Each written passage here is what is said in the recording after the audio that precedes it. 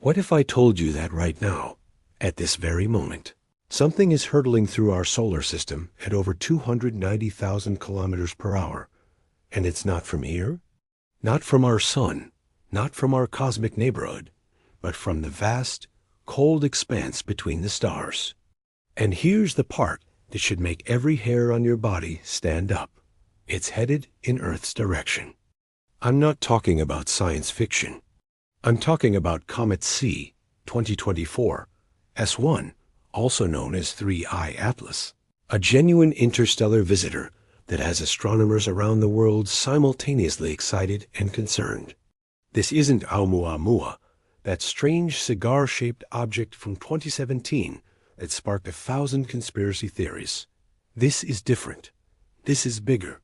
And according to the latest trajectory calculations from NASA's Jet Propulsion Laboratory, its path brings it uncomfortably close to Earth's orbital zone. But here's what they're not telling you in the headlines. This comet is behaving in ways we've never seen before. Dr. Michelle Bannister from the University of Canterbury, one of the leading experts tracking this object, recently stated in October 2024 that the outgassing patterns of this comet don't match any known model in our database. The chemical signature detected by the Atacama Large Millimeter Array in Chile shows compounds that shouldn't exist together in nature. We're looking at something that formed under conditions so alien, so fundamentally different from anything in our solar system, that it's forcing us to rewrite the textbooks on planetary formation. And the most shocking part? It's accelerating. Not in the way comets normally do when the sun heats them up. No, this is something else entirely. But before we dive into what this means for Earth, for humanity, and for our understanding of the universe itself, I need you to do something for me. Hit that subscribe button right now.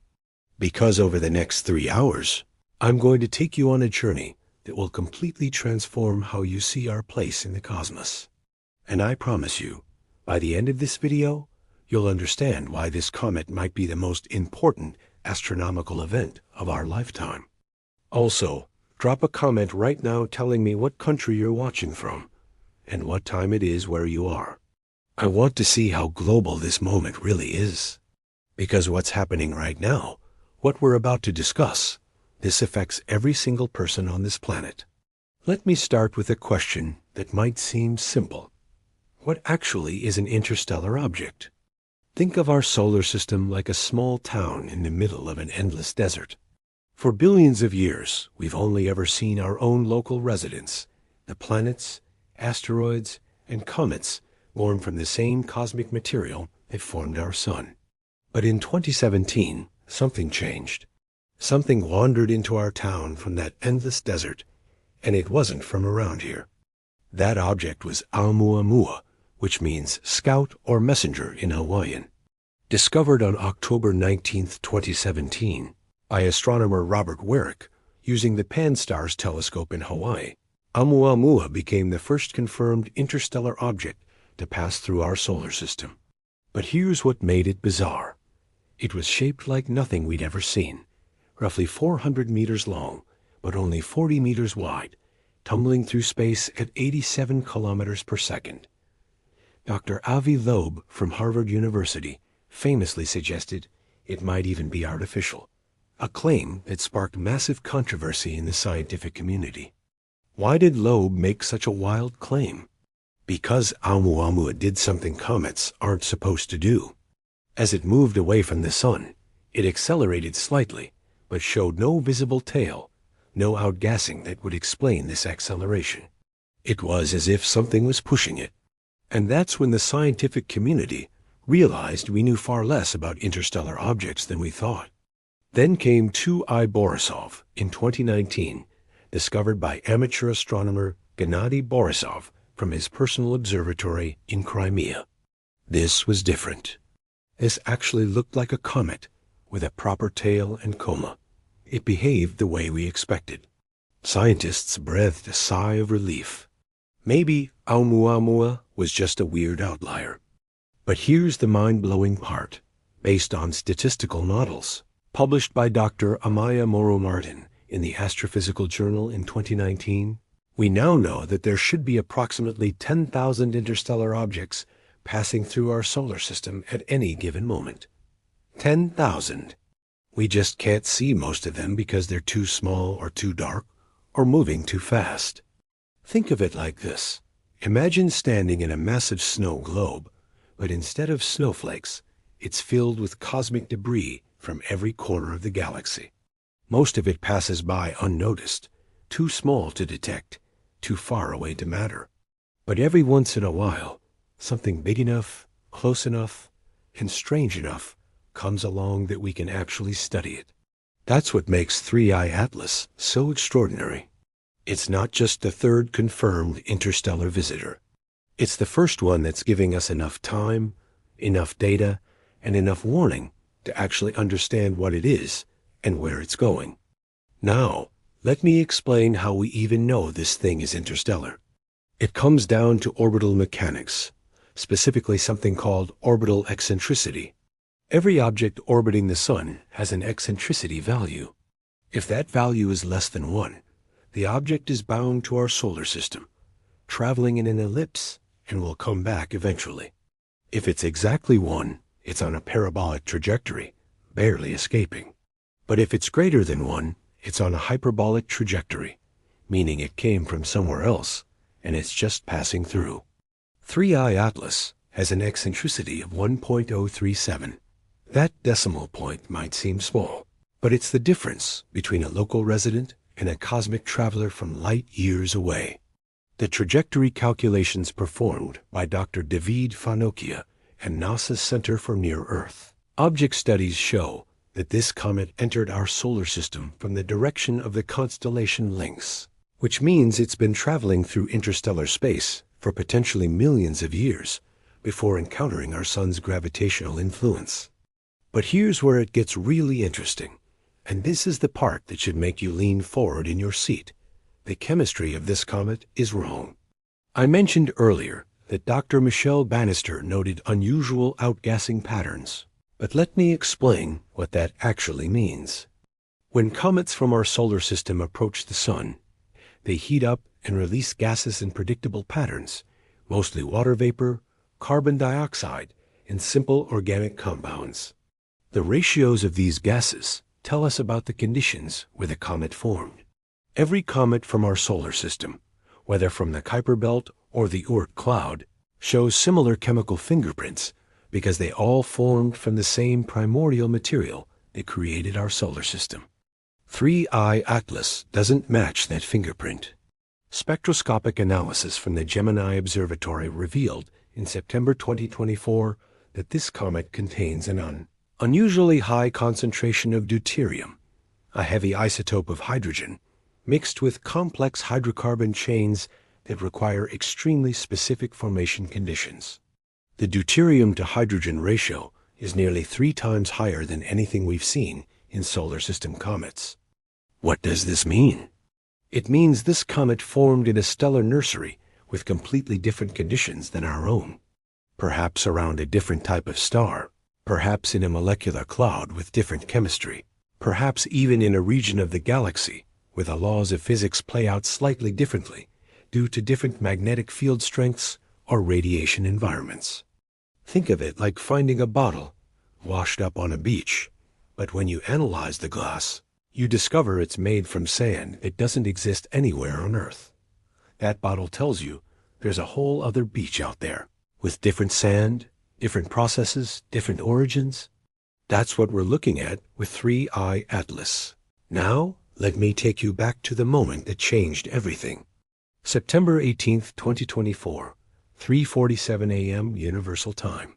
The Atlas survey, that's the Asteroid Terrestrial Impact Last Alert System, picked up a fast-moving object in the constellation Serpens. At first, it looked like just another near-Earth asteroid. Interesting, but not revolutionary. But here's what happened next, and this is where the story gets absolutely fascinating. Dr. Larry Deneau, who leads the Atlas project based in Hawaii, immediately noticed something odd in the preliminary orbit calculations. The object was moving too fast, and it was coming in at a weird angle relative to the plane of the solar system. Within 6 hours, 3 other observatories confirmed the sighting. The Pan-STARRS telescope in Hawaii, the Catalina Sky Survey in Arizona, and the European Space Agency's optical ground station in Tenerife. But the real confirmation came from an unexpected source. Dr. Kwanzi Lee, an astronomer at the University of Maryland, was running automated analysis on orbital data when his software flagged this object with a red alert. The eccentricity was above 1. Way above 1. This wasn't a near-Earth asteroid at all. This was an interstellar interloper. Within 24 hours, the Minor Planet Center issued an electronic circular, and the global astronomical community erupted. Every major telescope that could be pointed at this object was immediately retasked. The James Webb Space Telescope, the Hubble Space Telescope, the Very Large Telescope in Chile, the Subaru Telescope in Japan, all of them swiveling to catch a glimpse of our cosmic visitor. And here's what made everyone's blood run cold. The initial trajectory suggested it might pass within 0.3 astronomical units of Earth. That's about 45 million kilometers, which sounds like a lot, but in cosmic terms, that's uncomfortably close. For context, that's closer than Mars gets to Earth during a typical opposition. But then something extraordinary happened. Something that has scientists both excited and deeply puzzled. The comet started showing a coma, that fuzzy cloud of gas and dust that surrounds active comets. This was expected. As it approached the sun, solar radiation would heat the surface, causing ices to sublimate and create that characteristic tail. What wasn't expected was the rate of outgassing and the way the comet's trajectory began to shift. Dr. Matthew Knight from the United States Naval Academy, one of the world's leading experts on cometary dynamics, published a preliminary analysis on October 15, 2024, showing that the non-gravitational forces acting on this comet are unlike anything in the existing models. When comets release gas, that gas acts like tiny rocket engines, pushing the comet slightly and altering its orbit. This is normal. What's not normal is the magnitude and directionality of these forces on 3I Atlas. The comet is accelerating toward the inner solar system faster than solar heating alone can explain. And the direction of the acceleration doesn't perfectly align with the sun's position, suggesting either asymmetric outgassing or, and this is the part that makes some scientists very uncomfortable, some other force we don't understand acting on the object. Now, before conspiracy theories start flying, let me be crystal clear. There is zero evidence of artificial propulsion or alien technology. What we're likely seeing is a comet with an interior structure and composition so different from our solar system comets that our models simply don't apply.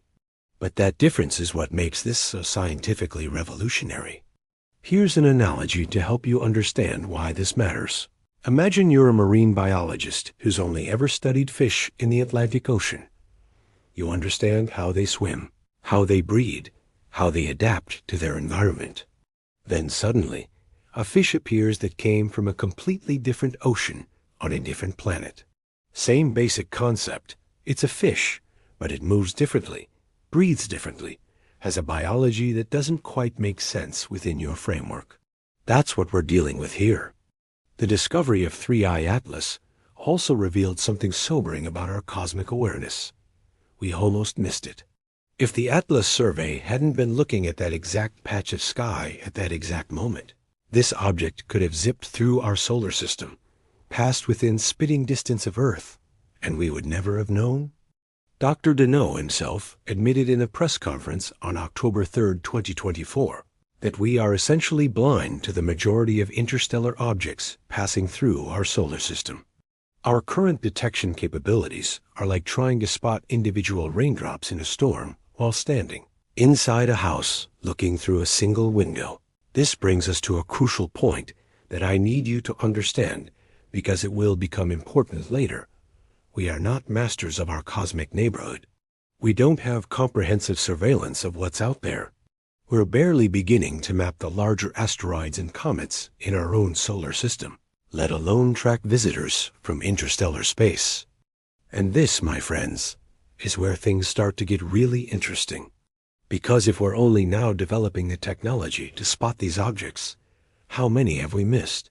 How many interstellar visitors have passed through our solar system in recorded human history without us having any idea they were there?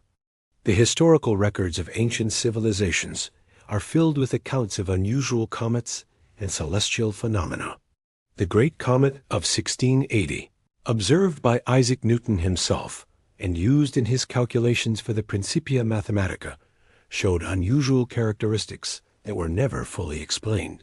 The comet of 1811, which remained visible for 260 days, behaved in ways that puzzled astronomers of the era. Could some of these have been interstellar visitors that we simply didn't have the tools to identify? We'll never know for certain, but what we do know is this. 3i Atlas is giving us an unprecedented opportunity. We have months of observation time as it approaches perihelion, its closest approach to the Sun, currently calculated for November 28, 2024. We have the most advanced telescopes in human history pointed at it. We have computational models that can simulate its behavior with incredible precision. And yet, despite all of this technology, all of this knowledge, this comet is still surprising us. It's still teaching us that the universe is stranger, more diverse, and more mysterious than we ever imagined. But there's something else, something that wasn't included in the initial press releases, something that only came out in the technical papers published in the Astrophysical Journal letters in late October. The rotation period of this comet is unusual. It's tumbling chaotically, not in the stable rotation pattern we expect from most comets. And embedded in that tumble is a periodic variation that some researchers think might indicate a binary structure, two objects bound together, rotating around each other as they tumble through space. If that's true, if 3i Atlas is actually a binary interstellar comet, it would be the first ever discovered. And it would raise profound questions about how such objects form and remain bound together during their millions of years' journey through the void between stars. All right, let's talk about the most important question on everyone's mind. Is this thing actually going to hit Earth? The short answer is no. But the longer answer is so much more interesting, and frankly, a bit unsettling. Let me walk you through how we calculate orbital trajectories, because understanding this process will help you appreciate both how much we know and how much uncertainty still remains. When astronomers spot a new object, they record its position and brightness at multiple points in time. These observations are then fed into complex mathematical models based on Newtonian physics and general relativity. The models calculate the object's current orbit and predict its future path by accounting for the gravitational influence of the Sun, planets, and even large asteroids. For 3i Atlas, scientists at NASA's Jet Propulsion Laboratory have been running these calculations continuously since its discovery, updating the trajectory every time new observations come in. Dr. David Farnokia, who I mentioned earlier, manages the Near-Earth Object Database and has been personally overseeing the trajectory calculations for this comet. Here's what we know as of the latest update from November 2, 2024. 3i Atlas will reach perihelion, its closest approach to the Sun, on November 28, 2024, at a distance of approximately 0.43 astronomical units. That's about 64 million kilometers. For reference, Mercury orbits at 0.39 astronomical units, so this comet will pass just outside Mercury's orbit at its closest point. Earth's closest approach to the comet is projected to occur in early December 2024, when the comet will pass at approximately 0.32 astronomical units from our planet, roughly 48 million kilometers. That sounds like a safe distance, and it is. But here's the part that makes astronomers nervous. That calculation has an uncertainty margin. Think of it like trying to predict exactly where a leaf will land after you throw it from a tall building. You can use physics to make a pretty good prediction based on wind speed, air resistance, and the leaf's shape. But tiny variations in any of those factors can change where it ultimately lands. The same principle applies to cometary trajectories, except instead of wind, we're dealing with outgassing forces that are incredibly difficult to model precisely. The current uncertainty in 3I Atlas's position by the time it reaches Earth's orbital distance is approximately plus or minus 2 million kilometers. That might sound huge, and it is, but in astronomical terms, it's actually remarkably precise. It means we know with 99.9% certainty that this comet will not impact Earth. But, and this is a critical, but that remaining 0.1% uncertainty is keeping some people awake at night. Not because the comet itself is likely to hit us, but because of what's coming off the comet. Every comet sheds material as it approaches the sun. This material forms the tail, but it also creates debris streams that spread out along the comet's orbital path. These streams can contain particles ranging from microscopic dust grains to boulder-sized chunks of ice and rock. When Earth passes through a debris stream from a periodic comet, we get meteor showers, those beautiful streaks of light as tiny particles burn up in our atmosphere. But 3I Atlas is not a periodic comet from our solar system. We have no idea what its debris stream looks like, how dense it is, or what size distribution of particles it contains. Dr. Paul Wiegert from Western University in Canada, an expert on meteor streams, published a preliminary analysis on October 22, 2024, suggesting that Earth might pass through the outer edges of 3I Atlas's debris stream in mid to late December 2024. If that happens, we could see meteor activity unlike anything in recorded history. Not dangerous, mind you, but potentially spectacular. We could see shooting stars with unusual colors due to the unique chemistry of the comet. We could see unusually bright fireballs if larger fragments enter the atmosphere. Some models even suggest we might detect unusual radio signatures as the particles interact with Earth's ionosphere. But here's where it gets even more interesting, and this is something most news coverage hasn't picked up on. The gravitational influence of this encounter goes both ways. When 3I Atlas passes through our solar system, it's not just affected by the sun's gravity. Earth, Jupiter, and the other planets all exert gravitational tugs on the comet, slightly altering its trajectory. Dr. Fathi Namouni from the Quai d'Azur Observatory in France has calculated that Jupiter's gravity will give 3I Atlas a slight boost as it leaves the inner solar system, increasing its velocity by approximately 2.3 kilometers per second. This means the comet will leave our solar system faster than it arrived, carrying with it information encoded in its physical and chemical structure. Think about that for a moment. This object traveled through interstellar space for potentially millions of years, entered our solar system, got accelerated by our largest planet, and will now carry the gravitational signature of our solar system out into the galaxy. It's like we're sending a message in a bottle into the cosmic ocean, except we're not putting the message in the bottle, we're modifying the bottle itself through gravitational interaction. Now, let me address something that I know is on many of your minds. What about long-term effects? Even if the comet passes safely this time, could its gravitational influence or debris stream cause problems years or decades down the line? The answer is almost certainly no, but the almost is important.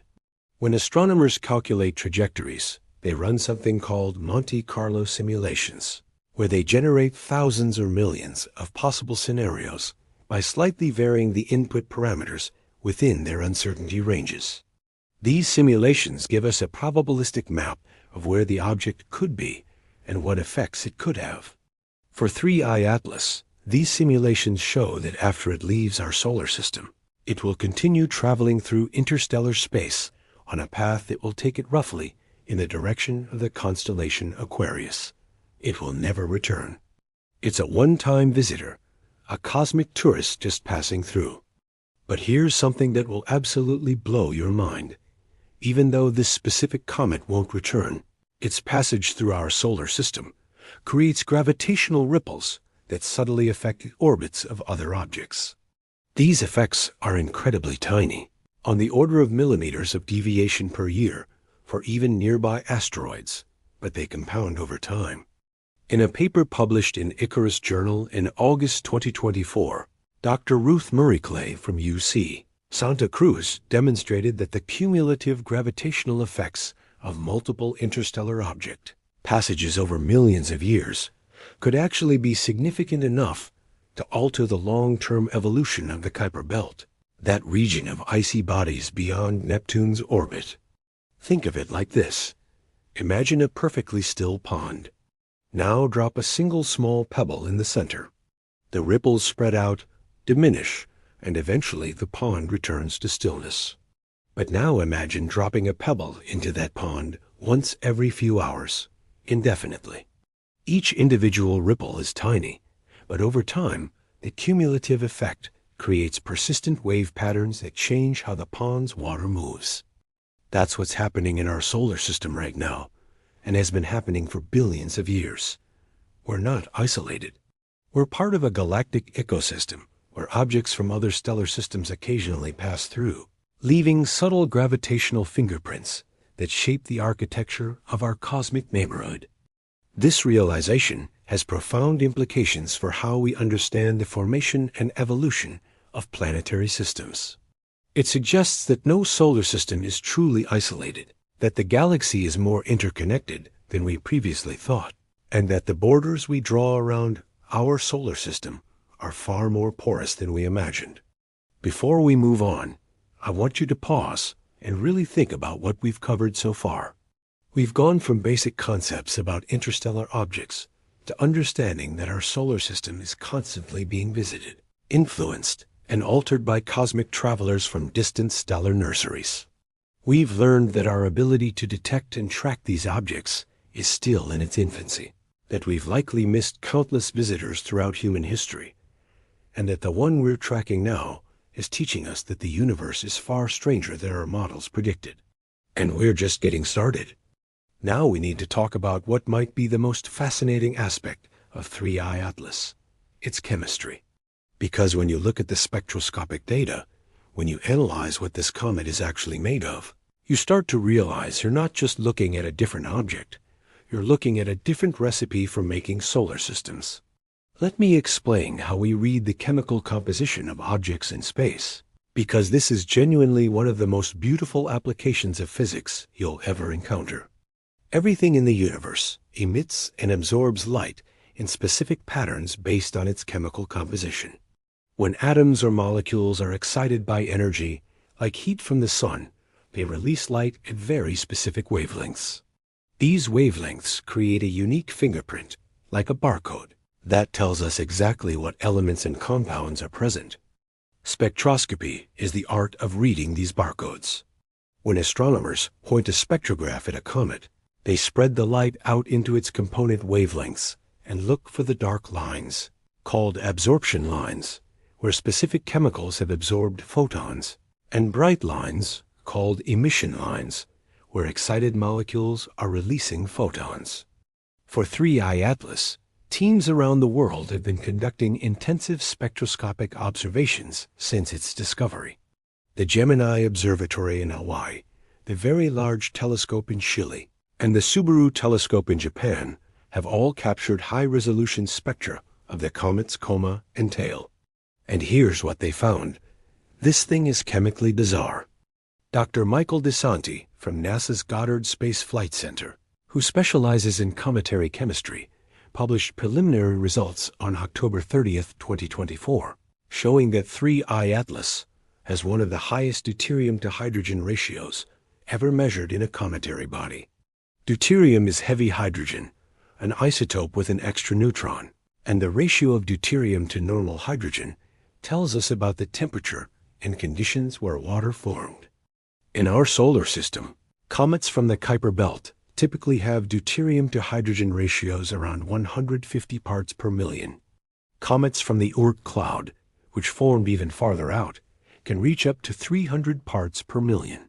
3I Atlas shows a ratio of approximately 450 parts per million.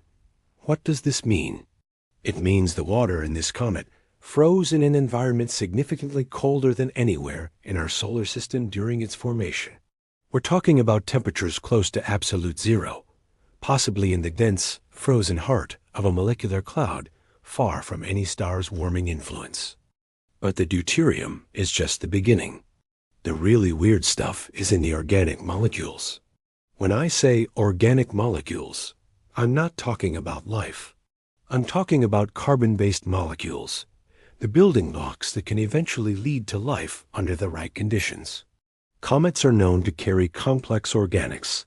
They're essentially frozen chemical laboratories preserving pristine samples from the early solar system.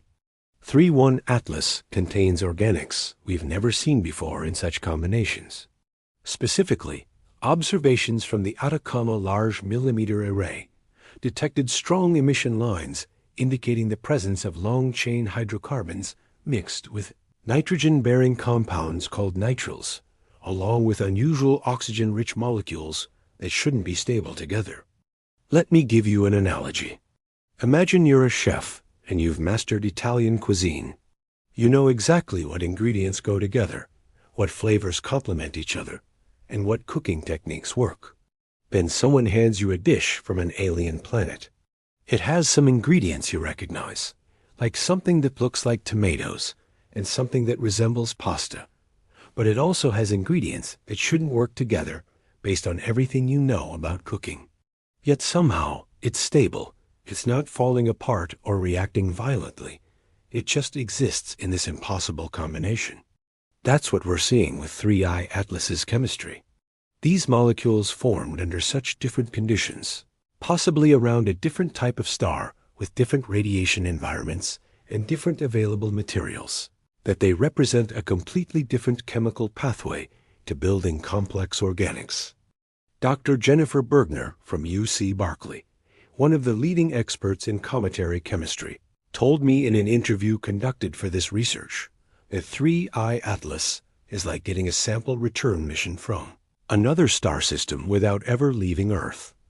The chemical diversity we're seeing suggests that planet formation might be far more varied than we thought, that there might be dozens or hundreds of different recipes for making solar systems depending on the starting ingredients.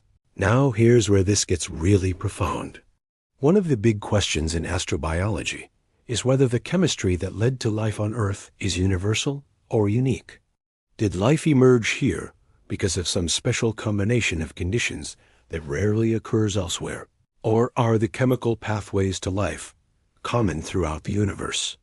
The presence of complex organic molecules in an interstellar comet suggests that at least the chemical building blocks of life can form in many different environments. But the fact that these building blocks look different from what we see in our solar system also suggests that the pathway from chemistry to biology might not be as straightforward as we hoped. Think of it like this. If you're trying to build a house, you need building materials: wood, concrete, steel, glass. Now imagine you're on another planet and you have access to different building materials, things with similar properties, but different compositions. You could probably still build a structure that serves the function of a house, but it would look different, have different strengths and weaknesses, and require different construction techniques. That's potentially what we're seeing with 3I Atlas. The building blocks are there, but they're arranged differently, suggesting that if life formed in the stellar system where this comet originated, it might be based on chemistry that we wouldn't immediately recognize as biological. But there's another layer to this that's even more mind-bending. Remember how I mentioned the comet is outgassing at unusual rates and in unusual patterns? Well, some of those outgassing products are chemically active. They're reacting with solar radiation and with each other as they stream off the comet, creating new molecules in real time that never existed before. Dr. Stephanie Millam, also from NASA Goddard, pointed out in a conference presentation on November 1, 2024, that the coma of 3I Atlas is essentially a chemical factory operating in space. Molecules from the comet's interior, preserved in deep freeze for millions or billions of years, are suddenly exposed to intense solar radiation and heat. They're breaking apart, recombining, and creating entirely new compounds. Some of these compounds are showing up in the spectroscopic data as unidentified lines, emission and absorption features that don't match any known molecule in our databases. This has happened before with other comets, and typically, after careful analysis, scientists identify these as complex organic molecules or radical species that are rare but understood. But in the case of 3I Atlas, at least 3 emission lines remain completely unidentified, despite months of analysis by spectroscopic experts around the world. They've checked against every database of molecular spectra, run computational chemistry models, consulted with theoretical chemists, and these lines don't match anything. Now, before anyone gets too excited, this doesn't mean alien technology or anything science fictional. What it means is that we're observing chemistry happening in conditions we've never been able to replicate or observe before.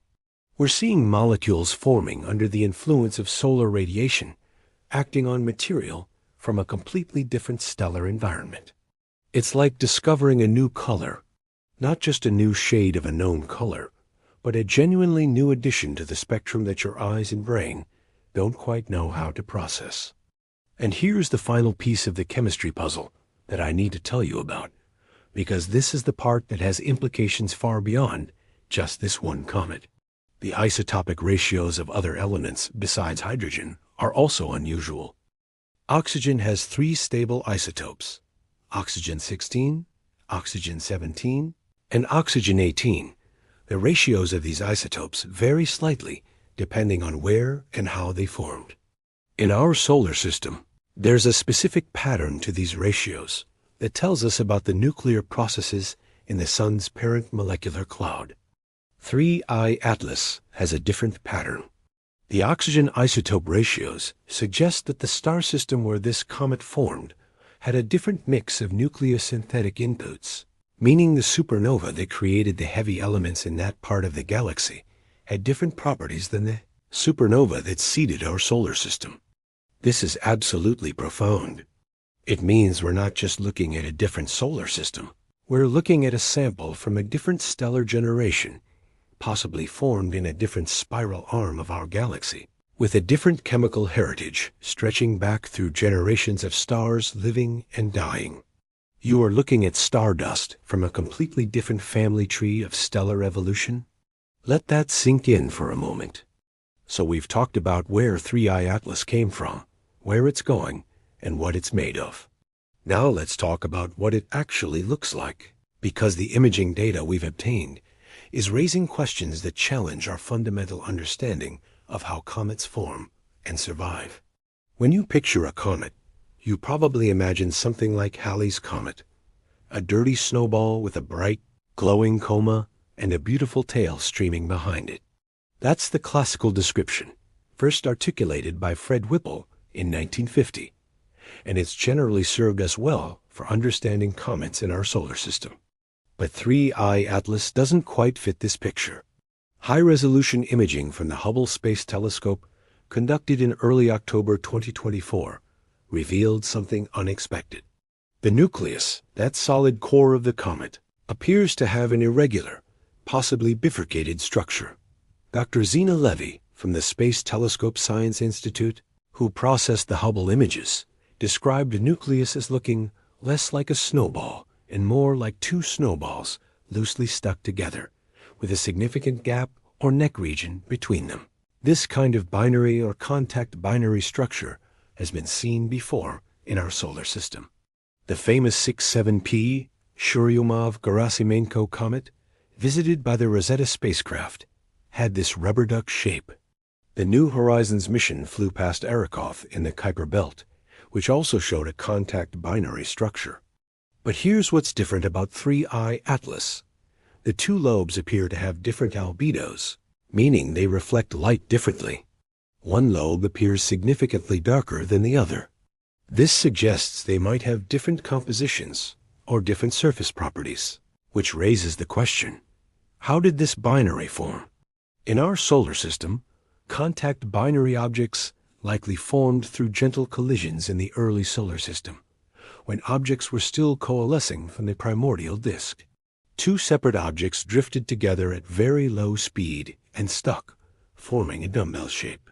But 3I Atlas has been traveling through interstellar space for millions of years. During that time, it would have been exposed to cosmic rays, interstellar dust impacts, and the harsh environment of the void. How did this delicate structure survive? Dr. Carrie Lease from the Johns Hopkins Applied Physics Laboratory, who worked on the Deep Impact mission that deliberately crashed a probe into a comet, PUBLISHED, analysis on October 28, 2024, suggesting that the structural stability of 3I Atlas implies it has significant internal strength. It's not just a loosely bound pile of rubble. There must be some cohesive forces holding it together. This suggests that the ice matrix might be reinforced by silicate grains, or that there are organic polymers acting like glue. Either way, it tells us something profound about how icy bodies form in other stellar systems. They might be tougher, more resilient, more capable of surviving the interstellar journey than we previously thought.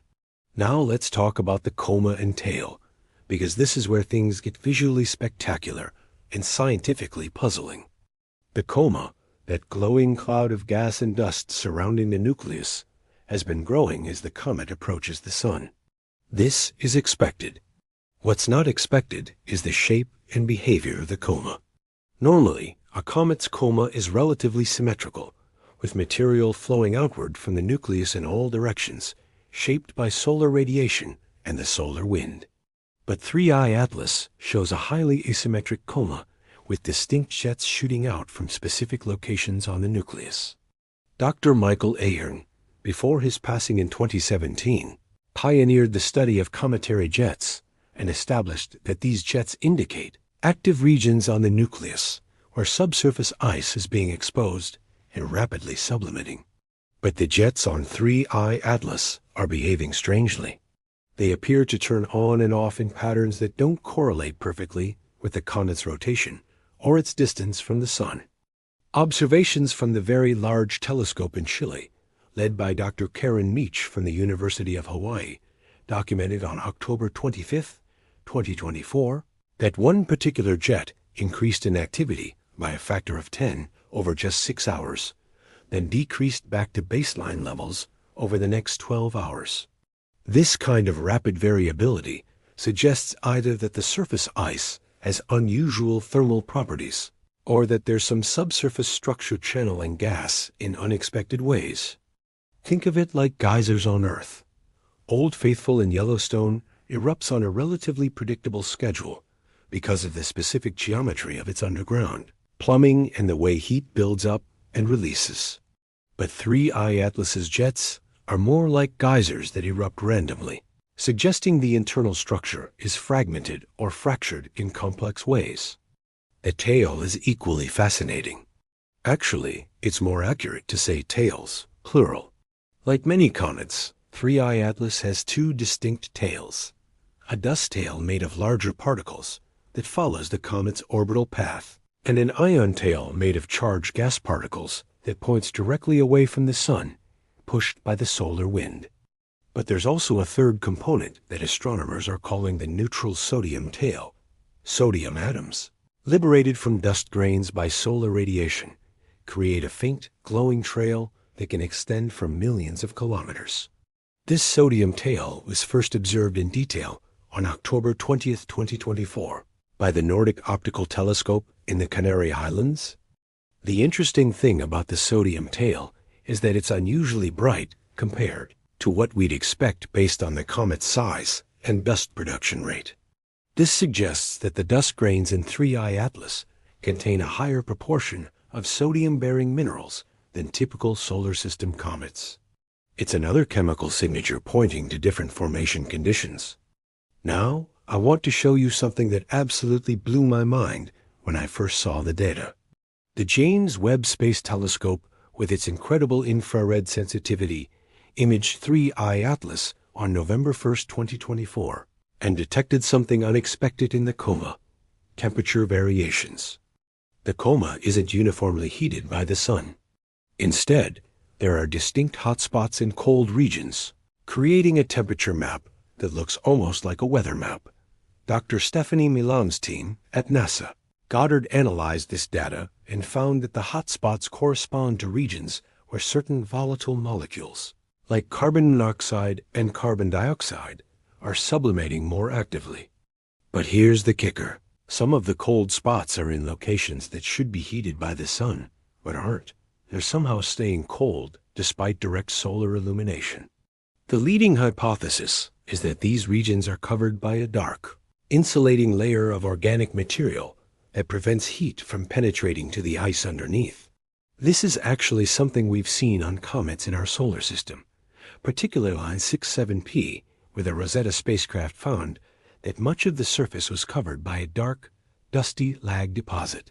But on 3I Atlas, the pattern is more extreme and more extensive. Imagine a snowfield where someone has scattered patches of black cloth. The snow under the cloth stays frozen even on a sunny day because the cloth blocks and absorbs the heat. That's essentially what's happening on portions of 3I Atlas's surface, except the cloth is made of complex organic molecules that formed in another star system. This has huge implications for understanding how comets survive their journey through the inner solar system. If portions of the surface can insulate and protect subsurface ice, then comets can make multiple passes near the sun and still retain significant volatile inventories.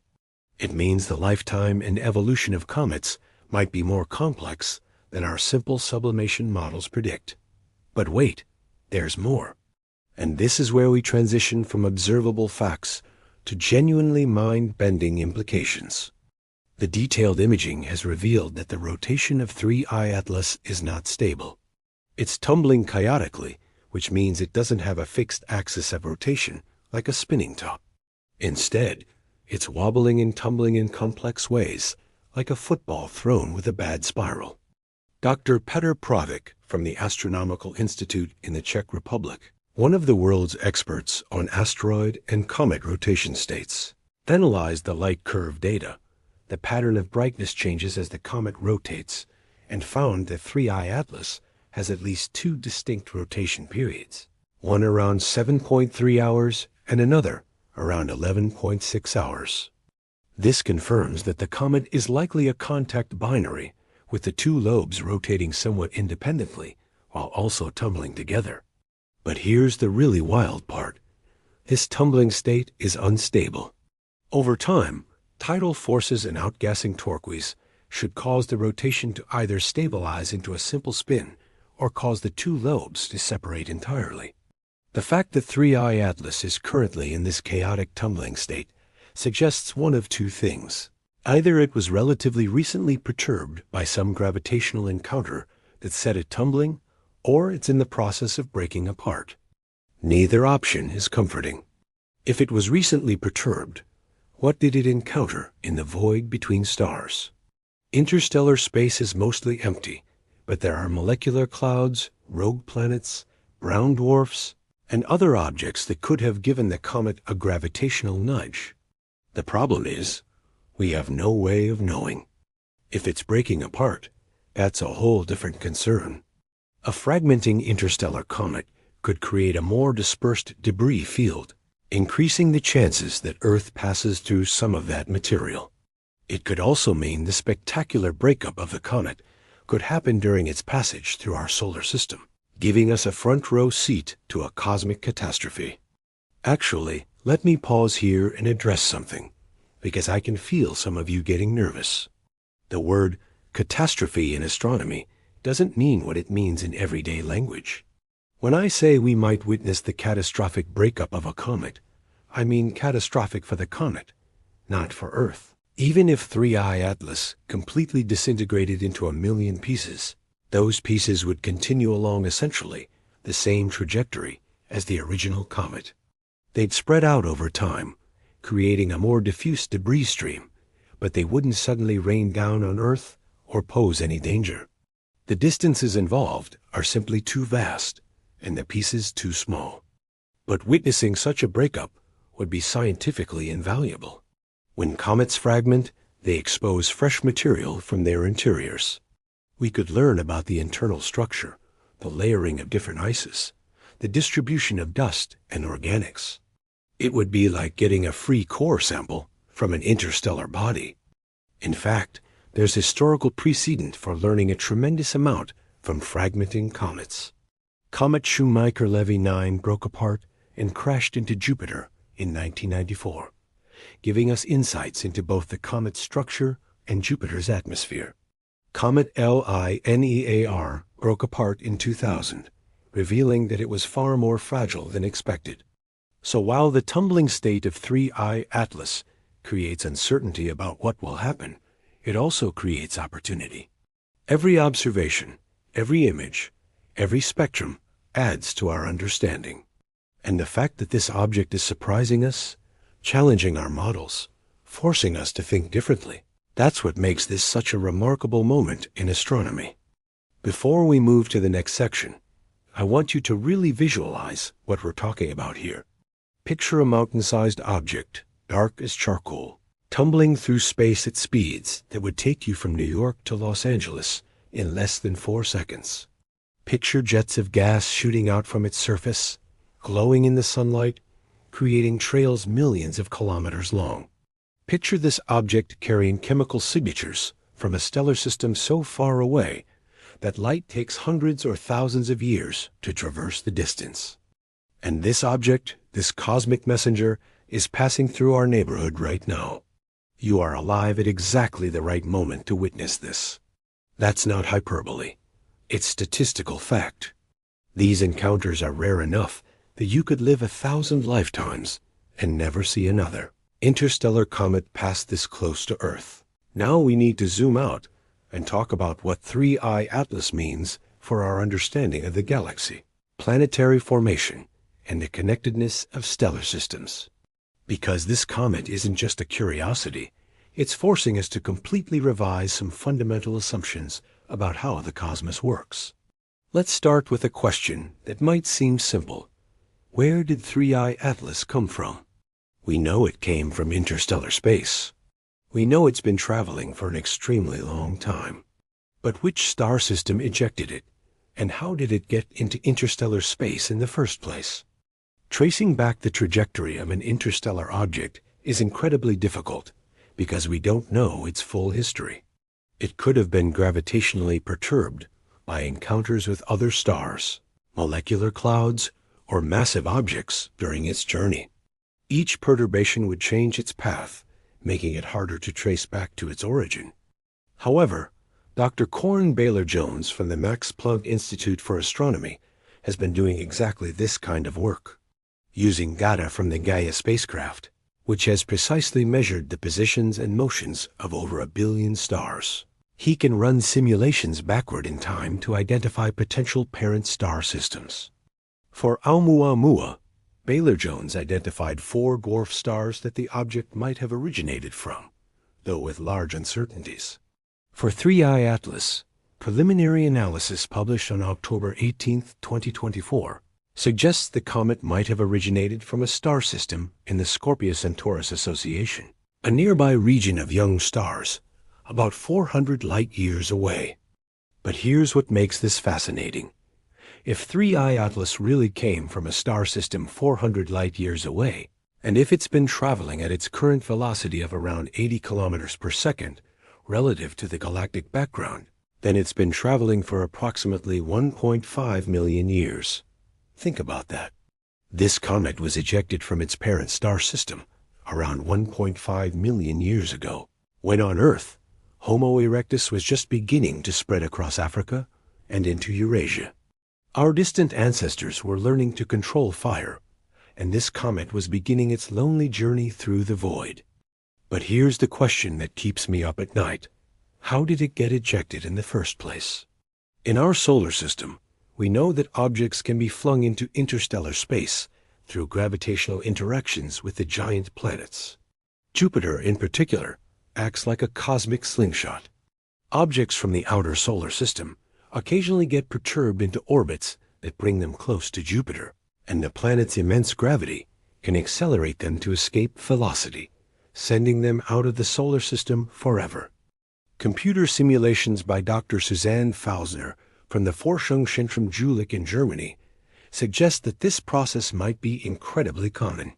Her 2021 paper in the Astrophysical Journal estimated that our solar system has ejected trillions of objects into interstellar space over its 4.6 billion year history. Trillions. Now, if our solar system is typical, and if most star systems with giant planets are doing the same thing, then the galaxy is filled with a vast population of these interstellar wanderers. We're talking about potentially hundreds of trillions of objects, larger than a kilometer across, just drifting through the space between stars. This is one of the most profound revelations of 21st century astronomy. The space between stars is not empty. It's populated by a vast, invisible population of rogue planets, ejected comets, orphaned moons, and other debris. A hidden galaxy within the galaxy. And here's where it gets even more mind-bending.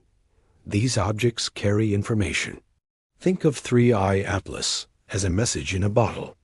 Its chemical composition, its isotopic ratios, its organic molecules, they all encode information about the star system where it formed. They tell us about the temperature, pressure, chemistry, and evolution of a planetary system we'll likely never be able to observe directly. Now multiply that by trillions. Every interstellar object is a message, a sample, a piece of data about a different star system. If we could detect and analyze even a small fraction of these objects, we could essentially conduct a galaxy-wide survey of planetary formation conditions without ever leaving our solar system. This is revolutionary. It means that astrobiology, the search for life in the universe, doesn't necessarily require us to travel to other star systems or even observe them with telescopes. We can study the building blocks and chemistry of life from other stellar systems by studying interstellar objects passing through our own neighborhood. Dr. Amaya Moro-Martin, who I mentioned earlier, has been a pioneer in understanding the implications of this.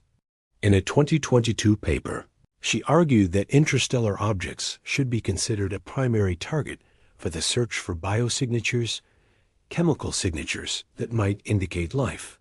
The reasoning is simple. If life is common in the galaxy, and if biological processes create distinctive chemical signatures in planetary environments, then some interstellar objects might carry traces of those signatures. Now, to be absolutely clear, there is zero evidence of biological material on 3I Atlas. None. The organic molecules we're detecting are completely consistent with prebiotic chemistry, the kind of chemistry that happens before life emerges. But the fact that we can detect complex organics at all, the fact that we can analyze them in detail, opens up the possibility that future interstellar visitors might carry even more complex chemistry. And if we get really lucky, if an interstellar object comes from a system with active biology, we might detect something genuinely alien. Let me give you an analogy to explain why this matters so much. Imagine you live on a small island in the middle of the ocean, and you've never left this island. You know your island extremely well, every plant, every animal, every rock. But you wonder, are there other islands? Are they like mine? What grows there? Then one day, a piece of driftwood washes up on your shore. You examine it carefully and realize it's from a tree species that doesn't grow on your island. The wood has different grain patterns, different density, different chemical composition. From this single piece of driftwood, you can infer that yes, there are other islands, and they have different ecosystems. That's what interstellar objects are doing for us. They're driftwood from other stellar systems, washing up on our cosmic shore, telling us that other systems exist, and they're different from ours in specific measurable ways. But there's another implication of 3I Atlas that's equally profound and slightly unsettling. If interstellar objects are common, and if they've been passing through our solar system for billions of years, then they've influenced our solar system's evolution. Every time a massive interstellar object passes through, it exerts gravitational forces on the planets, asteroids, and comets in our system. These forces are tiny for any individual passage, but cumulative effects over billions of years could be significant. Dr. Ruth Murray Clay's work, which I mentioned earlier, suggests that the current structure of the Kuiper Belt might have been shaped in part by encounters with interstellar objects. The orbits of distant Kuiper Belt objects show statistical anomalies that are hard to explain with just the known planets. Some astronomers have proposed a hypothetical Planet 9 to explain these anomalies, but interstellar interloper encounters could potentially produce similar effects. Even more speculatively, some researchers have suggested that interstellar objects might have played a role in Earth's history. If a massive interstellar object passed through the inner solar system early in Earth's history, it could have perturbed asteroid orbits, potentially contributing to the late heavy bombardment. That period around 4 billion years ago, when the inner planets were heavily cratered by impacts. Could interstellar visitors have delivered water to Earth? Could they have brought organic molecules that seeded the chemistry of life? These are speculative ideas, but they're not crazy. We know that comets and asteroids delivered water and organics to early Earth. Why shouldn't some of those objects have been interstellar in origin? In fact, given that interstellar objects should have been even more common in the early solar system, when our sun was still part of its birth cluster, surrounded by thousands of sibling stars, the probability that at least some of Earth's water and organics came from other stellar systems is actually quite high. Think about what that means. The water in your body, the carbon in your cells, the organic molecules that make up your DNA, some of that material might not be from our solar system at all. You might literally be made partially from stardust from another star's family. This brings us to one of the deepest questions in astronomy. Are we alone? The traditional approach to this question involves searching for radio signals from intelligent civilizations, or looking for biosignature gases in the atmospheres of exoplanets. But interstellar objects open up a completely different approach. If technological civilizations exist, might they deliberately send probes through interstellar space? Could some interstellar objects actually be artificial? This was the controversial suggestion made by Dr. Avi Loeb regarding Oumuamua, and while the vast majority of scientists think Oumuamua was natural, the question itself is legitimate. After all, we're planning to do exactly this. The Breakthrough Starshot Initiative aims to send tiny laser-propelled probes to Alpha Centauri. These probes would be artificial interstellar objects from the perspective of any civilization at Alpha Centauri.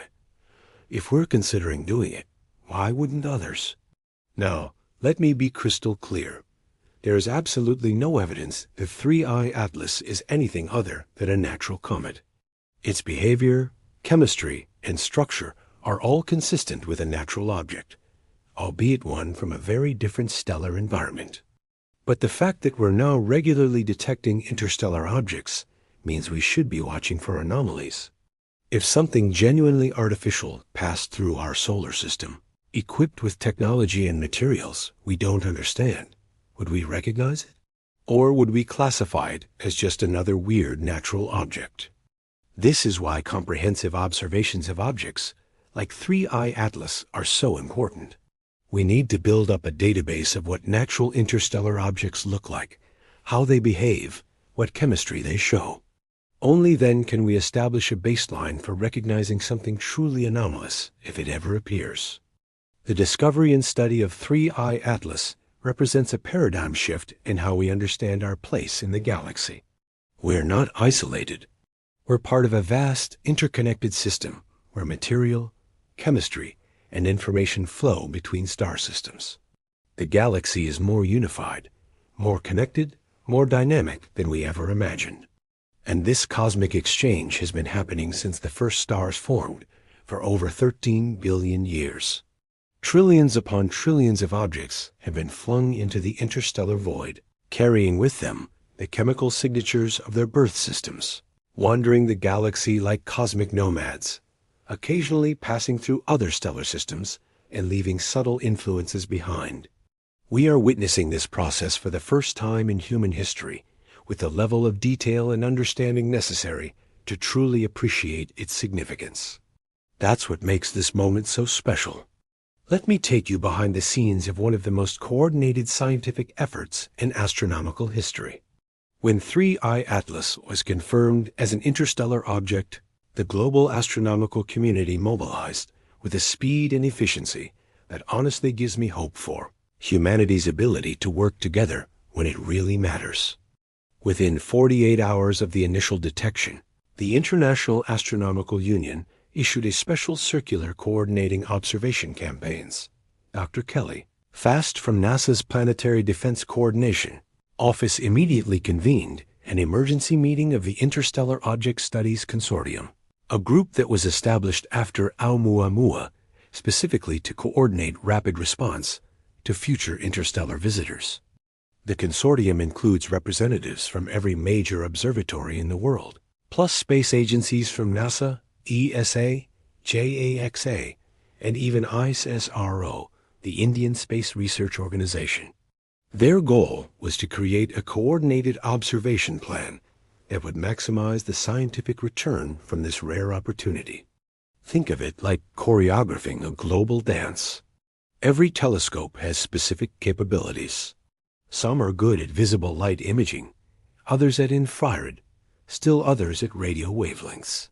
Some are in the northern hemisphere, others in the southern hemisphere. Some are on the ground, others in space.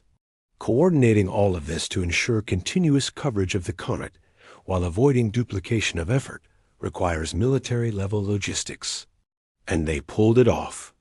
The James Webb Space Telescope allocated 15 hours of prime observing time spread across multiple sessions in October and November 2024.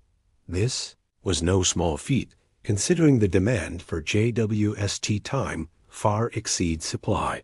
Dr. Heidi Hamill, the JWST interdisciplinary scientist for solar system observations, personally advocated for prioritizing 3I Atlas observations because of the unique opportunity it represented.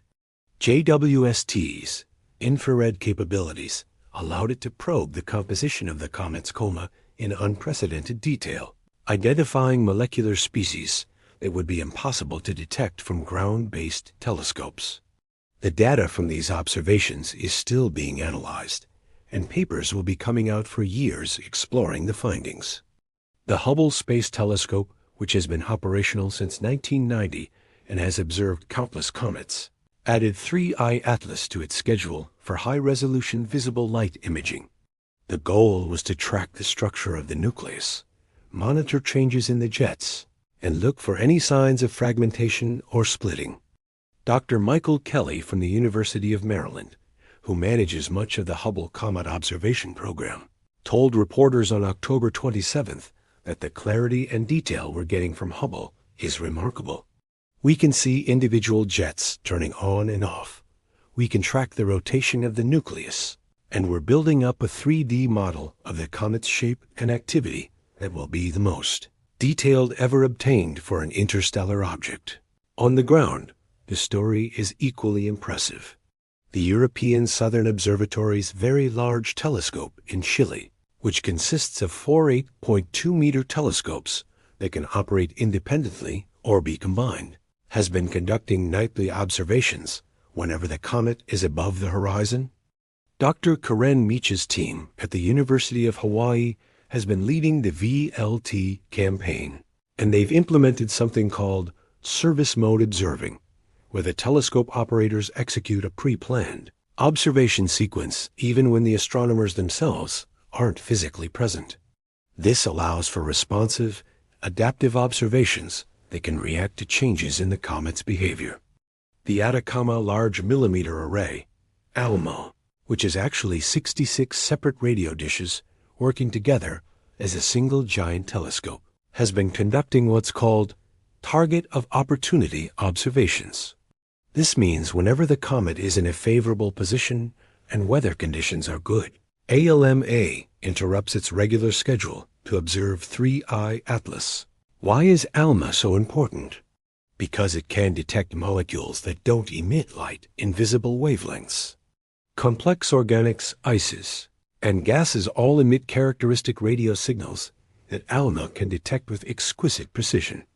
Dr. Martin Cordner from NASA Goddard, who leads the ALMA Comet Observation Program, has been detecting molecular species that weren't even on the list of expected compounds. But the professional astronomers aren't the only ones contributing. Amateur astronomers around the world have been playing a crucial role in this observation campaign. The American Association of Variable Star Observers, AAVSO, put out a call for amateur observations of 3I Atlas on September 22, 2024. Within days, hundreds of amateur astronomers were submitting light curve data, brightness measurements taken from their backyard telescopes. Why does this matter? Because professional telescopes can't observe the comet continuously. They have other obligations, weather interruptions, and limited time allocations. Amateur astronomers fill in the gaps, providing continuous monitoring that can catch sudden outbursts or changes that would otherwise be missed. In fact, it was an amateur astronomer, Greg Ruppel from Missouri, who first noticed an unusual brightening event on October 12, 2024. He immediately reported it to the AAVSO, which alerted professional astronomers, who were able to rapidly redirect observations to catch the event while it was still active. This kind of citizen science contribution is absolutely invaluable. There's also been an unprecedented level of data sharing.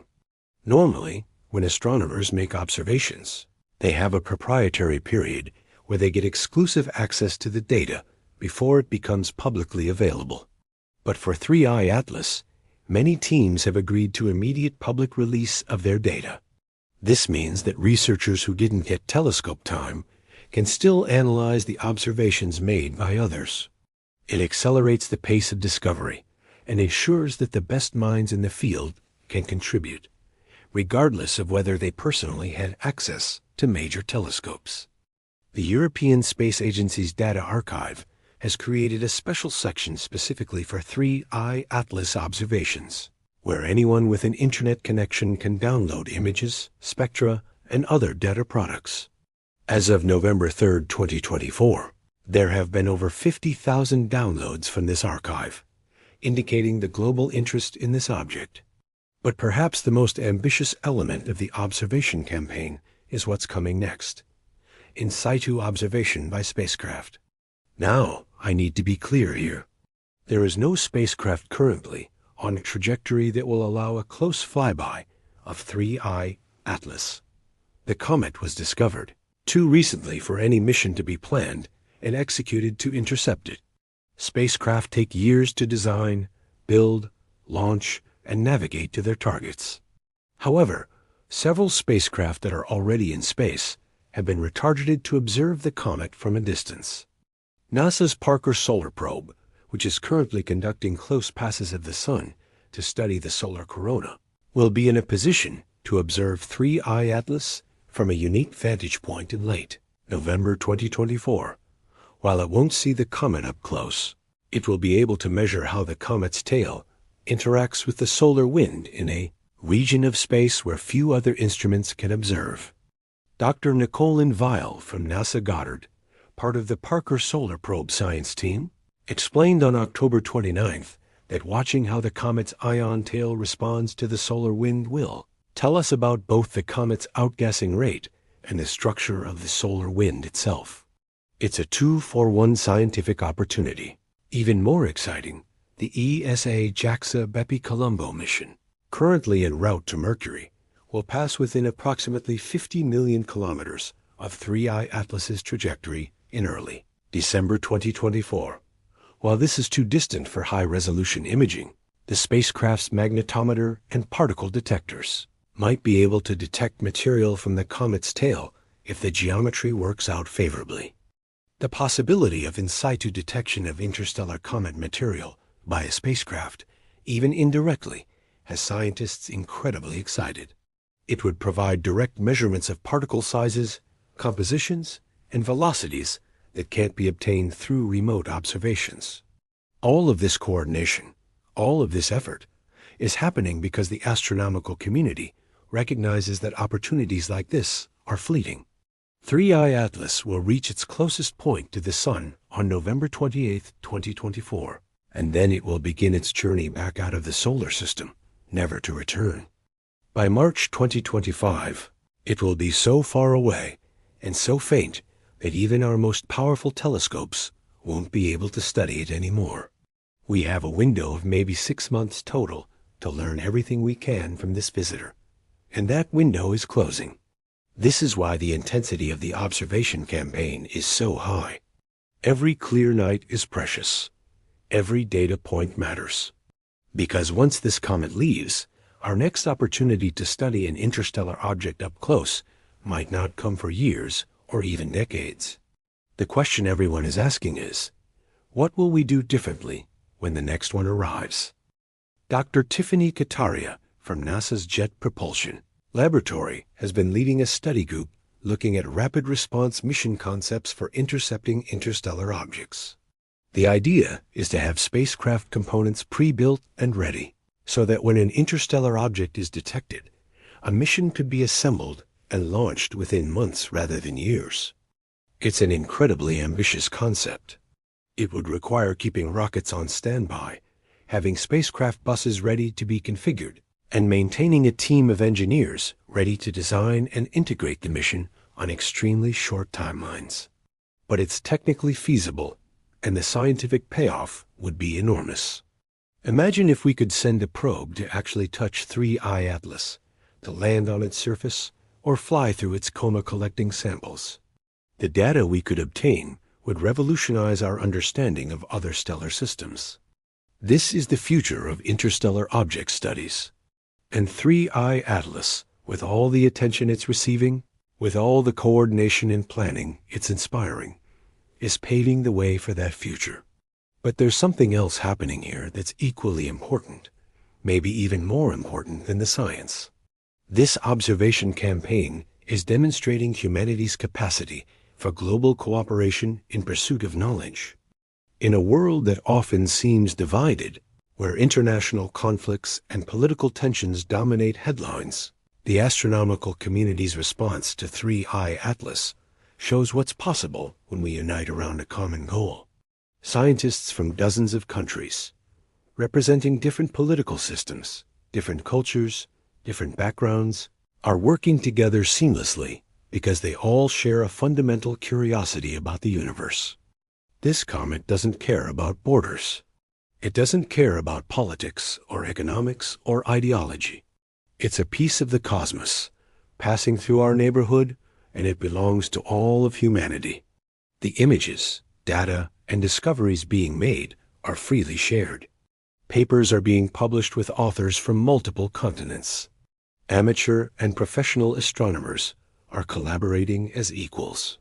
This is what science is supposed to be, a collective human endeavor to understand our place in the universe. And that, more than any individual discovery, gives me genuine hope for our future. Now I want to shift gears and bring this home. I want to talk about what 3i Atlas means for you personally, why you should care, and how this comet connects to your everyday life in ways you might not have considered. Let's start with a simple question. When was the last time you looked up at the night sky and really thought about what you were seeing? I don't mean a casual glance on your way to your car. I mean really stopped, looked up, and contemplated the vast ocean of space surrounding our tiny planet. For most people, the answer is probably not recently, or maybe never in that way. Modern life has divorced us from the cosmos. Light pollution drowns out the stars in most cities. We spend our time looking at screens instead of skies. The universe becomes an abstraction, something we know exists intellectually, but don't feel connected to emotionally. But 3i Atlas is breaking through that disconnect, and here's why it matters to you specifically. First, let's talk about time. That comet started its journey toward us approximately 1.5 million years ago, give or take. Think about what that means in human terms. 1.5 million years ago, there were no modern humans. Homo sapiens wouldn't evolve for another million years. Our ancestors were Homo erectus, just beginning to master fire, using simple stone tools with brain volumes about 70% of ours. When that comet was ejected from its parent star system and began its lonely journey through interstellar space, none of the things you consider permanent about the world existed. No cities, no countries, no languages, no art, no science, no philosophy. Nothing. That comet has been traveling through the void, through absolute darkness, through cold so extreme it makes Antarctic winter look tropical. While on Earth, our entire species evolved from earlier hominids, spread across the planet, developed language, created civilization, built the pyramids, fought wars, composed symphonies, painted masterpieces, discovered the laws of physics, and eventually built telescopes powerful enough to see that comet approaching. From the comet's perspective, all of human history is a brief flash. From our perspective, that comet represents a timescale beyond human comprehension. But here's what connects you to it. You are the product of a process that took just as long. The atoms in your body were forged in stars that lived and died over billions of years.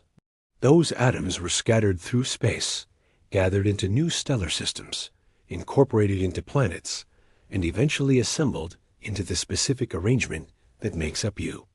You and 3I Atlas are both products of cosmic time, both made of stardust, both participants in a story that stretches back to the Big Bang itself. Second, let's talk about perspective. Every single day of your life is filled with concerns that feel monumentally important. Work deadlines, relationship drama, financial stress, health worries, social obligations, political anxieties. These things are real. Your struggles matter. But now consider that while you're worrying about those things, there's a mountain-sized piece of ice and rock from another star system, hurtling through space at 290,000 kilometers per hour, carrying molecules that formed under alien conditions, following a trajectory determined by gravitational dances of stellar systems light years away. This comet doesn't know you exist. It doesn't care about your problems. It's simply following the laws of physics, as it has for over 1 million years, as it will continue to do for millions more. Is that depressing? Does it make your concerns seem trivial? I would argue the opposite. The existence of 3I Atlas, and your ability to know about it, understand it, and appreciate it, is one of the most profound demonstrations of human achievement and potential. You live at a point in history where a species that evolved on a random planet around an ordinary star has developed the technology and intellect to detect, track, and analyze objects from other stellar systems. You have access to information that would have seemed like magic to humans living just a century ago. Your ancestors, going back thousands of generations, had to focus entirely on immediate survival, finding food, avoiding predators, protecting their families. They didn't have the luxury of contemplating interstellar visitors, but you do. The fact that you're spending time learning about 3I Atlas means you live in a world with enough security, enough stability, enough technological advancement that you can afford to be curious about the cosmos. That's not trivial. That's extraordinary. Third, let's talk about interconnection. Remember earlier when I discussed how interstellar objects might have delivered some of the water and organic molecules to early Earth? Let me make that personal. The human body is approximately 60% water. That's about 40 liters for an average adult. Some of that water came from comets that impacted early Earth billions of years ago. And statistics suggest that at least some of those comets were probably interstellar in origin, which means you are partially made of material from other star systems, not metaphorically, not poetically, literally. The hydrogen and oxygen atoms in the water molecules in your cells might have formed in a different stellar nursery than the Sun. They might have orbits around a different star before being ejected and eventually finding their way to Earth. You are not separate from the cosmos. You are not observing the universe from outside. You are part of it, made from it, connected to it at the most fundamental level. Every breath you take involves nitrogen that was forged in the heart of ancient stars. Every beat of your heart depends on calcium and potassium ions that were created in supernova explosions billions of years ago. The carbon that forms the backbone of every organic molecule in your body was synthesized in dying red giants. And now, with 3i Atlas, you're witnessing the ongoing cosmic process that made you possible. Material is constantly flowing between stellar systems. The galaxy is not a collection of isolated islands. It's a connected ecosystem where matter, chemistry, and information circulate on timescales of millions and billions of years. You are a temporary arrangement of atoms that have been cycling through this cosmic ecosystem for the entire history of the universe. Those atoms existed before you were born. They will exist after you die, and they will continue their journey through the cosmos, perhaps eventually finding their way into other structures, other planets, maybe even other living things. This is not morbid. It's profound. You are part of an eternal cosmic cycle, a participant in a story that has no ending. Fourth, and this is the one that really gets me, let's talk about significance. In the face of cosmic scales and timescales, it's easy to feel insignificant. What does any individual human life matter when set against the backdrop of a galaxy containing hundreds of billions of stars and trillions of planets? But here's the thing. 3i Atlas is significant to us, not because it's large or powerful or dangerous. It's significant because we can understand it. Think about what that means. This comet is following a trajectory determined by complex gravitational interactions, multiple body orbital mechanics that require sophisticated mathematics to calculate. Its chemistry reflects nuclear processes happening in stellar interiors, quantum mechanical rules governing how atoms bond and molecules form. Understanding this requires physics, chemistry, mathematics, and astronomy. It requires thousands of years of accumulated human knowledge, from ancient Babylonian astronomers tracking planetary motions to Einstein, developing general relativity to modern quantum chemists modeling molecular spectra. And you, yes, you specifically, have access to this understanding. You might not be able to calculate the orbital mechanics yourself without years of training, but you can comprehend the concepts. You can understand what spectroscopy is, why isotope ratios matter, how we know this comet came from another star system. That ability to understand is what makes you significant. Consciousness, intelligence, the capacity for knowledge and curiosity, these are not common features of the universe. Most of the cosmos is unconscious matter following physical laws without any awareness of those laws. But you are different. You are a rare configuration of matter that has become conscious, that can observe the universe and comprehend it. In a very real sense, you are the universe becoming aware of itself. When you learn about 3i Atlas, when you think about its journey and what it means, you are participating in one of the most remarkable phenomena in existence. Matter organized in such a way that it can contemplate other matter across vast distances of space and time. That's not insignificant. That's miraculous.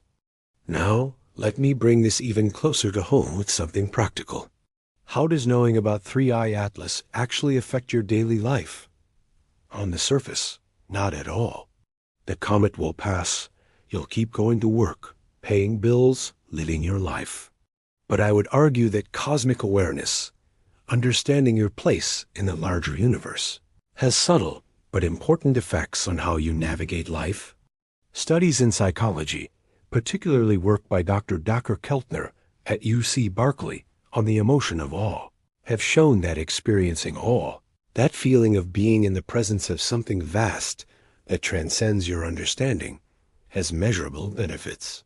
It reduces stress, increases feelings of connection to others, makes people more generous and less focused on themselves, and even improves physical health through reduced inflammation markers.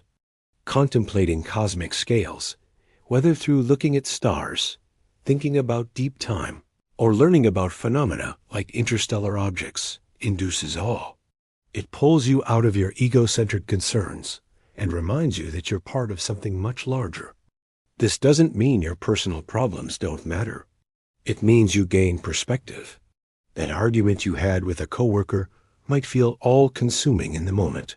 But when you remember that you live on a planet orbiting a star in a galaxy containing billions of other stars, and that right now a comet from one of those other stellar systems is passing through your cosmic neighborhood, that argument feels more manageable, more human scale.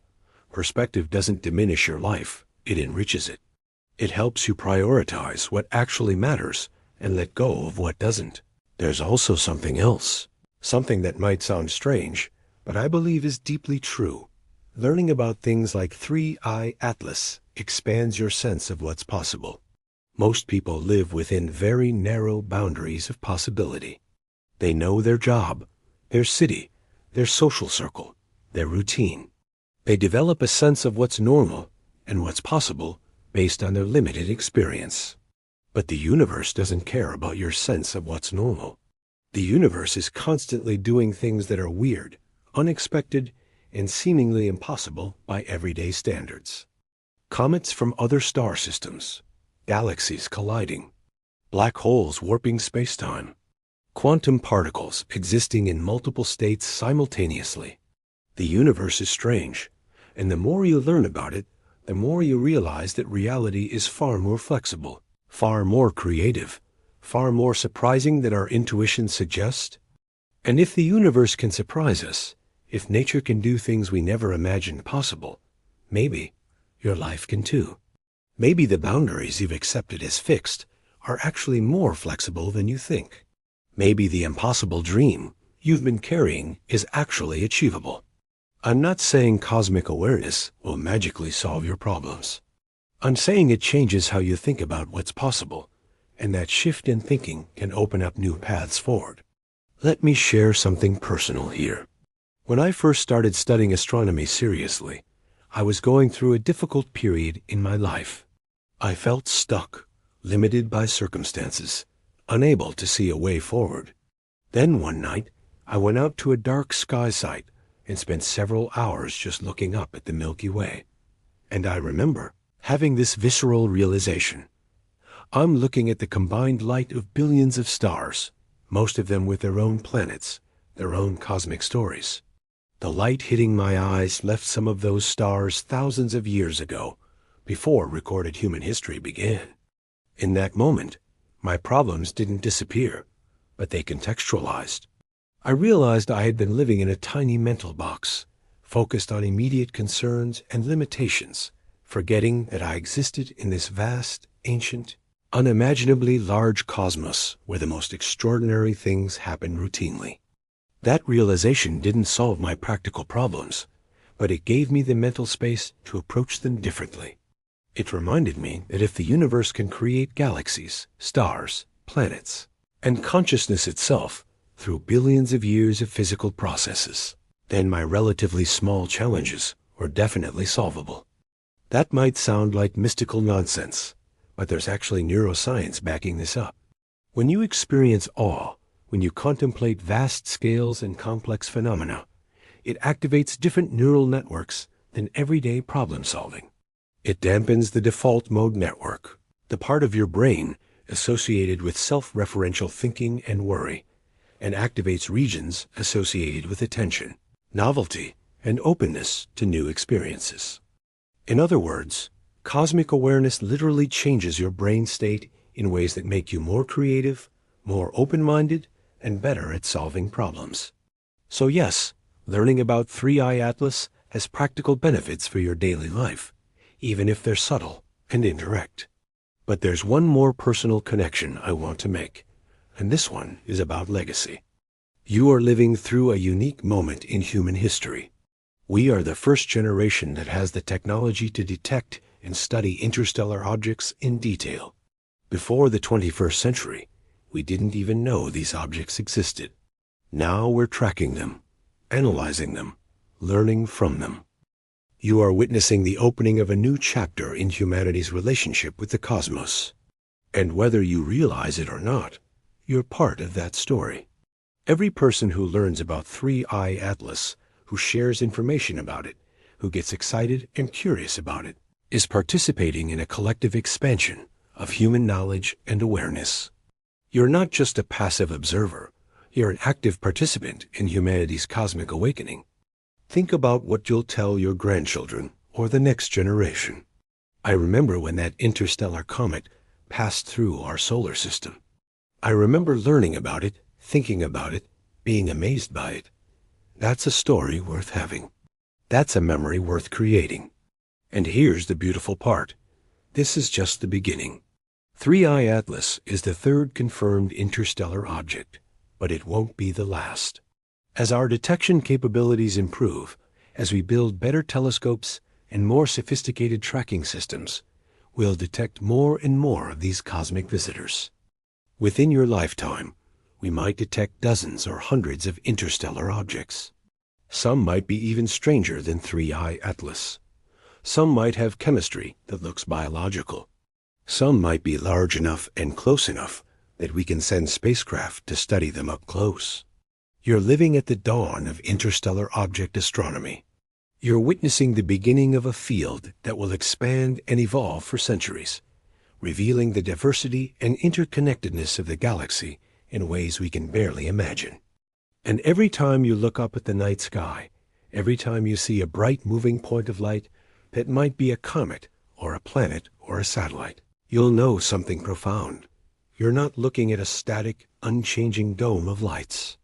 You're looking at a dynamic, evolving, interconnected ecosystem where objects from other star systems routinely pass through, where matter and information flow between stellar systems, where the boundaries between here and there are far more fluid than they appear. That knowledge changes everything. It changes how you see the sky. It changes how you think about Earth's place in the cosmos. It changes how you understand your own existence as a temporary arrangement of atoms that have been traveling through space and time since the Big Bang. You are made of stars. You are related to everything in the universe. You are the cosmos contemplating itself. And right now, at this very moment, a messenger from another star system is passing through your neighborhood, telling stories in its chemistry about places you'll never visit, times you can barely comprehend, and processes that created the very atoms you're made of. That's not just science. That's poetry. That's meaning. That's connection. And you get to be part of it. Now I need to address something that I know has been on many of your minds, something that's probably been creating anxiety as you've watched this video. Is 3I Atlas actually dangerous? I've danced around this question, given you reassurances, but now let's tackle it head-on with complete transparency. Because in an age of misinformation and sensationalized headlines, you deserve clear, honest answers about what risks actually exist and what's just fear-mongering. Let's start with the most dramatic scenario. Could 3I Atlas impact Earth? The mathematical answer is no. The current trajectory calculations, with their uncertainty margins, give an impact probability of effectively zero. We're talking about odds so astronomically small that you're more likely to be struck by lightning while simultaneously winning the lottery during a shark attack. Dr. Paul Chodas, director of NASA's Center for Near-Earth Object Studies, stated categorically on October 21, 2024, "There is no scenario in our models where 3I Atlas impacts Earth or even comes close enough to pose any direct threat. The closest approach will be approximately 48 million kilometers, which is well beyond the Moon's orbit by a factor of more than 100. So, direct impact? Not happening. You can sleep soundly on that one. But what about indirect effects? This is where things get more nuanced and interesting. First, let's talk about the debris stream. I mentioned earlier that comets shed material, creating streams of particles along their orbital paths. When Earth passes through these streams from periodic comets in our solar system, we get predictable meteor showers like the Perseids or Leonids. 3I Atlas is also shedding material, and mathematical models suggest Earth might pass through the outer edges of its debris stream in mid to late December 2024. Dr. Paul Wiegert's analysis, which I referenced earlier, attempts to predict what we might see. Here's the reality. The debris will be distributed over enormous volumes of space. By the time it reaches Earth's orbit, it will be spread so thin that individual particles will be separated by thousands of kilometers on average. The chance of any given particle actually hitting Earth is incredibly small. But Earth is big, and it's moving through space at 30 kilometers per second, so we'll sweep up some particles. What happens when we do? For small particles, dust grain size or smaller, they burn up harmlessly in the upper atmosphere at altitudes of 80 to 100 kilometers. These create the meteors, the shooting stars you might see. They're beautiful, harmless, and they happen thousands of times per day from ordinary cosmic dust, even when there's no special comet involved. For slightly larger particles, pebble-sized, they create brighter meteors called fireballs. These can be spectacular to watch, briefly illuminating the night sky, but they still pose zero danger to people on the ground. They disintegrate completely in the atmosphere. Only when you get to truly large objects, many tons of mass, do you start having fragments that survive atmospheric entry and reach the ground as meteorites. And for 3I Atlas's debris stream, the probability of Earth encountering something that large is vanishingly small. Dr. Margaret Campbell Brown from Western University, who runs the Canadian Automated Meteor Observatory, put it this way in a podcast interview on October 26th. The most likely scenario is that we see a modest increase in meteor activity for a few nights in December, maybe a few dozen meteors per hour visible from dark sky locations. The least likely but most exciting scenario is that we see some spectacular fireballs with unusual colors due to the comet's chemistry. The probability of any dangerous impacts is, for all practical purposes, zero. So the debris stream? Potentially beautiful, not dangerous. But there's another concern that occasionally comes up in online discussions. Could the comet's gravitational influence perturb asteroids or other objects, sending them toward Earth? This is based on a fundamental misunderstanding of gravitational mechanics and scales. The gravitational force exerted by an object falls off with the square of distance. Even though 3I Atlas might be several kilometers across, its gravity is utterly negligible compared to the Sun and planets at the distances involved. To give you a sense of scale, Jupiter, the largest planet in our solar system, has a mass roughly 2 kilograms. 3I Atlas, assuming it's a few kilometers across and has typical cometary density, has a mass of maybe 1,012 to kilograms. That's 14 orders of magnitude smaller than Jupiter. And Jupiter itself can only significantly perturb objects that pass very close to it. The gravitational influence of 3I Atlas on asteroids is like trying to affect the orbit of a jet airplane by waving a magnet at it from the ground. The forces are real, they exist, but they're so small compared to other forces in the system that they have no practical effect. So gravitational perturbation? Not a real concern? What about chemical or biological contamination? Could the comet carry pathogens or toxic substances that pose a risk? This is actually a legitimate scientific question, not because there's any real danger, but because it touches on important principles of planetary protection and astrobiology. The reality is that any material from the comet that reaches Earth will have been sterilized by its journey. Interstellar space is bathed in high-energy cosmic radiation that would destroy any organic molecules complex enough to be considered biological. And then, passage through Earth's atmosphere at hypersonic speeds creates temperatures of thousands of degrees, which would sterilize anything that somehow survived the radiation. Moreover, even if somehow a microorganism from another star system made it to Earth's surface intact, the probability that it could function in Earth's environment, let alone pose a threat to terrestrial life, is essentially zero. Earth life evolved specifically for Earth's chemistry, temperature range, pH levels, and available energy sources. An alien organism would be like a deep-sea fish suddenly dropped into the Sahara Desert, completely unable to function or survive. Dr. Steve Vance from JPL, who works on planetary protection issues, explained in a NASA webinar on October 30th. The risk of biological contamination from an interstellar comet is not something that keeps planetary protection officers awake at night. The physical barriers, radiation, heat, and biological incompatibility are insurmountable. We're far more concerned about backward contamination from sample return missions, where we deliberately bring material back from solar system bodies where life might actually exist. So, biological risk? Not a thing. But let me address one more concern that's less scientific and more psychological: the fear of the unknown.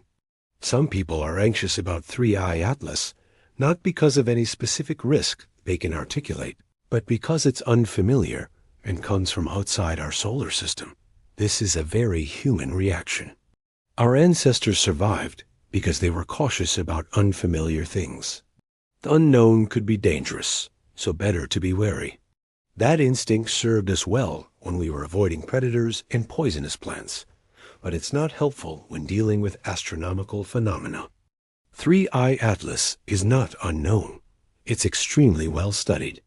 We know its trajectory, composition, and behavior better than we know most objects in our own solar system. The fact that it originated elsewhere doesn't make it mysterious or threatening. It makes it scientifically fascinating. Fear of the unknown is natural, but it should be combated with knowledge, not indulged with speculation. Now, having said all of that, let me be balanced and acknowledge that there are real risks associated with interstellar objects as a category, even if this specific object poses no threat. The biggest risk is detection lag. We didn't discover 3I Atlas until it was already relatively close to the inner solar system. We had months of warning, which is great for scientific study, but would be completely inadequate if we needed to mount a deflection mission. If an interstellar object on a collision course with Earth were detected with only a few months' warning, there would be essentially nothing we could do about it. Current asteroid deflection concepts, like the DART mission, which successfully altered an asteroid's orbit in 22, require years of advance warning to be effective. Dr. Amy Mainzer, from the University of Arizona, principal investigator of the NEO Surveyor mission, has been vocal about this gap in our planetary defense capabilities. In testimony before Congress in March 2024, she stated, "Our current survey capabilities are optimized for detecting objects that orbit the Sun and make repeated passes through the inner solar system. Interstellar objects approach from random directions with no warning. We need dedicated sky survey missions specifically designed to provide earlier detection." The good news is that statistically, the probability of a dangerous interstellar impactor is extremely low. The bad news is that low probability doesn't mean zero probability, and the consequences of even a single impact could be catastrophic. A several-kilometer interstellar object impacting Earth at typical interstellar velocities, around 50 to 80 kilometers per second, would release energy equivalent to hundreds of thousands of nuclear weapons. The resulting devastation would be global, potentially causing mass extinctions. But let me put this in perspective. The risk of dangerous interstellar impact is far, far lower than the risk from solar system asteroids that we're already tracking and working to mitigate. There are thousands of near-Earth asteroids large enough to cause regional or global catastrophe, and we've cataloged maybe 40% of them. The real planetary defense priority should continue to be surveying and tracking solar system objects, while improving our detection capabilities for interstellar visitors as a secondary goal. So, to summarize the risk assessment, 3I Atlas specifically: no meaningful risk, zero probability of impact, minimal debris hazard, no biological or chemical threat. Interstellar objects generally, very low but non-zero long-term risk of future impactor. This risk is manageable through improved detection capabilities. The appropriate response: Continue enjoying the scientific opportunity presented by 3i Atlas while supporting funding for comprehensive sky surveys that will improve our warning time for any future hazards. One final thought on risk. Living involves risk. Every day you face risks far greater than anything 3i Atlas presents.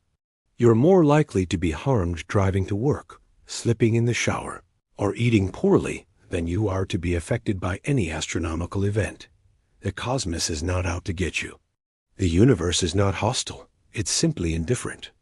Objects like 3i Atlas are following mathematical laws, not targeting Earth. Understanding this should be liberating, not frightening. You live on a dynamic planet in a dynamic solar system, in a dynamic galaxy.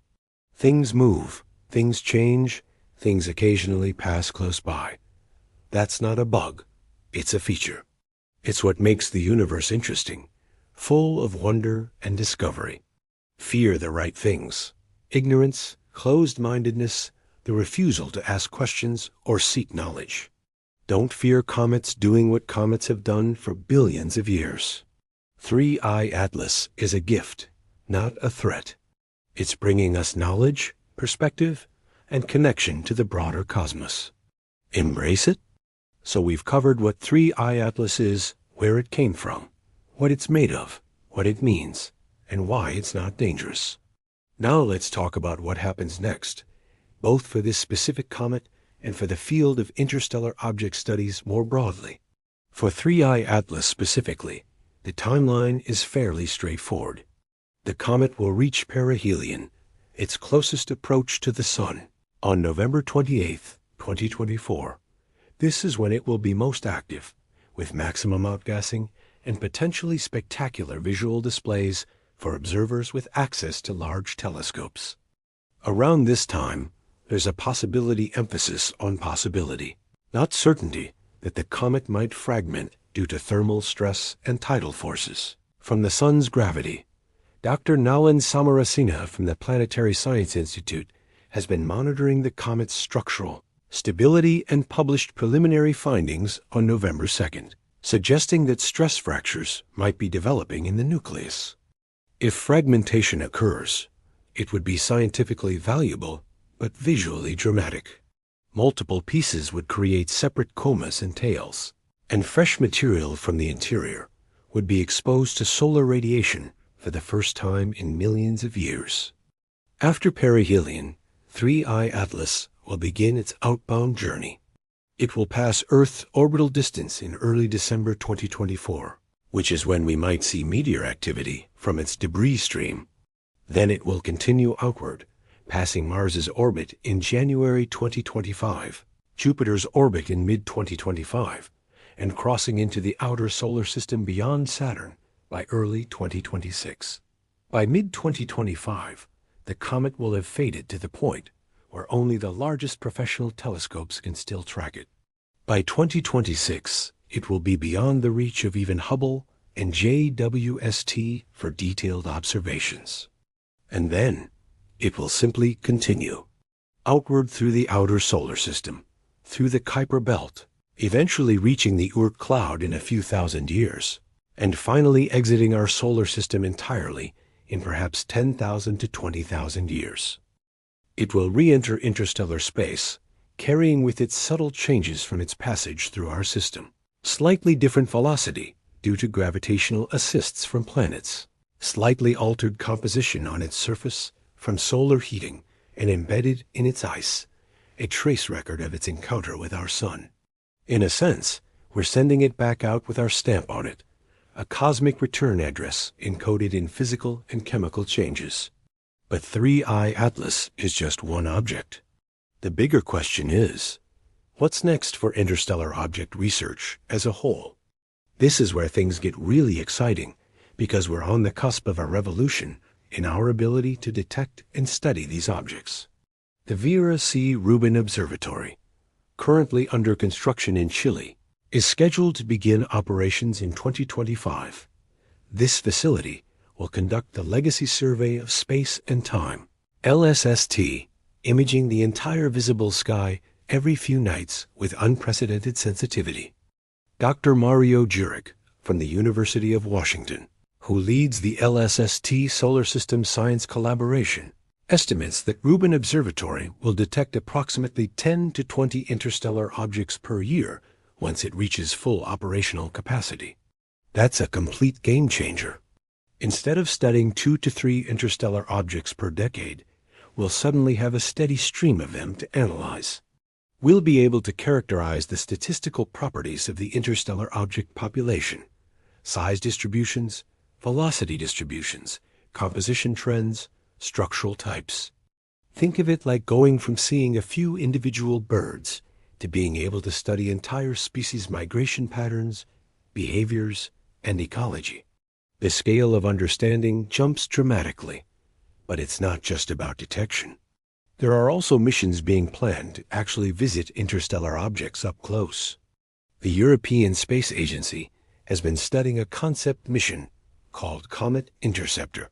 Scheduled for launch in 2029, the mission design is clever. Instead of targeting a specific comet, the spacecraft will be parked at the L2 Lagrange point, a gravitationally stable location about 1.5 million kilometers from Earth, where it will wait. When an interesting long-period comet or interstellar object is detected on an inbound trajectory, Comet Interceptor will leave its parking orbit and maneuver to intercept the target. The spacecraft consists of 3 separate probes that will fly through the comet's coma from different angles, collecting data and images. Dr. Geraint Jones from University College London, leading the Comet Interceptor science team, explained in a presentation on September 15, 2024, that the mission is specifically designed to study pristine objects that haven't been frequently exposed to solar heating. An interstellar object would be the ultimate target because it represents completely pristine material from another stellar system. If Comet Interceptor successfully encounters an interstellar object, it would be humanity's first direct interaction with material from beyond our solar system. The data would be revolutionary. But there are even more ambitious concepts being discussed. Doctor Initiative for Interstellar Studies, or I4IS, has proposed a concept called Project Lyra, a rapid response mission specifically designed to chase down interstellar objects. The idea is to keep a spacecraft in a state of readiness, potentially pre-positioned in the outer solar system, that can quickly launch toward a detected interstellar object using advanced propulsion systems like solar sails or nuclear electric propulsion. It's technically challenging and expensive, but not impossible. The key insight is that if we detect an interstellar object early enough in its approach, while it's still beyond Jupiter's orbit, we have enough time to design a trajectory that catches up to it. Dr. Andreas Heng from the Technical University of Munich, who contributed to the Lyra study, published findings in 2024 showing that with current technology and a sufficient budget, we could reach some interstellar objects within 5 to 10 years of detection. Imagine what that could mean. A probe landing on an interstellar comet, drilling into its surface, analyzing its interior, perhaps even collecting samples to return to Earth. We would have physical specimens from another star system in our laboratories. The scientific payoff would be immeasurable. Every field from planetary science to astrobiology to cosmochemistry would be transformed by access to pristine interstellar material. But beyond the specific missions and observatories, there's a bigger shift happening in how we think about the galaxy and our place in it. For most of human history, we've thought of our solar system as isolated, separated from other stars by vast, empty distances. The discovery that interstellar objects regularly pass through is changing that paradigm. We're starting to understand that stellar systems are nodes in a galactic network, connected by flows of matter and information operating on timescales millions of years. Objects are constantly being exchanged, carrying chemical and physical signatures from one system to another. This has profound implications for how life might spread through the galaxy. The theory of panspermia, the idea that life could be distributed between worlds via comets or meteors, has been around since the 19th century. But it's always been speculative, lacking hard evidence. Interstellar objects provide a mechanism for panspermia on a galactic scale. If microorganisms can survive in deep freeze on comets, and we know Earth microbes can survive in extremely harsh conditions, then interstellar comets could potentially carry life between star systems. Now, I need to be clear. There's no evidence this has actually happened.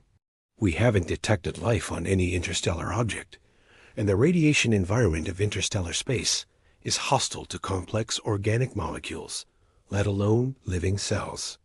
But the mechanism exists. It's possible. And that means the question of whether life exists elsewhere in the galaxy might not be as simple as, did it evolve independently on other worlds? But rather, did it spread from a single origin across many worlds? These are questions that seemed purely philosophical a generation ago, but are now entering the realm of testable science thanks to objects like 3I Atlas. Looking even further ahead, there's another tantalizing possibility: communication. If advanced civilizations exist and want to communicate across interstellar distances, sending radio signals is one option. But radio signals disperse and weaken with distance, making them hard to detect. An alternative would be to use physical objects as messages. Encode information in the structure, composition, or trajectory of objects and send them through the galaxy. They travel slowly compared to light, but they're permanent, physical, detectable. Could some interstellar objects actually be messages? Probes sent by other civilizations? Again, let me emphasize, there's zero evidence for this regarding 3I Atlas or any detected interstellar object. They all appear natural. But the question itself is now scientifically legitimate. Dr. Avi Loeb's Galileo project, launched in 2021, is specifically searching for evidence of technological signatures in astronomical data, including from interstellar objects. Whether they find anything or not, the fact that we're asking these questions, that we're taking them seriously enough to allocate resources to investigating them, represents a maturation of humanity's cosmic perspective. We're no longer content to simply catalog what's out there. We're asking deeper questions about meaning, connection, and the possibility of other intelligences in the cosmos. And interstellar objects like 3I Atlas are central to these questions because they're the only samples from other stellar systems that come to us. We don't have to travel light years to study them. They travel to us, bringing information from distant corners of the galaxy. The next few decades are going to be extraordinary. As detection capabilities improve, as missions launch, as analysis techniques become more sophisticated, we're going to learn things about other stellar systems that currently seem beyond reach. We'll map the diversity of planetary formation conditions across different regions of the galaxy. We'll identify chemical trends that tell us about galactic evolution and stellar populations. We might discover complexity in interstellar object chemistry that challenges our understanding of what's chemically possible. And somewhere in that data, in that flood of information from cosmic messengers, we might find something that changes everything. A biosignature, a technological signature, evidence that we're not alone.